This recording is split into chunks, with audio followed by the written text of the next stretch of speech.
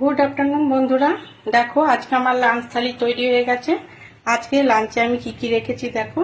আজকে লাঞ্চে আছে গরম গরম ভাত, এখানে হচ্ছে মুসুরির ডাল ধনেপাতা দিয়ে, এখানে আছে পাঁপড় ভাজা, এখানে হচ্ছে লাউয়ের তরকারি আমি একটু ধনেপাতা আর কালো জিরে দিয়ে করেছি, একটা পাট শাক ভাজা করেছি, আর এখানে কচুর লতি করেছি পেঁয়াজ রসুন দিয়ে।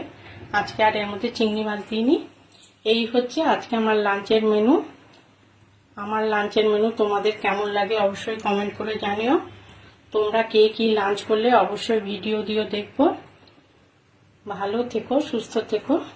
এই পর্যন্তই।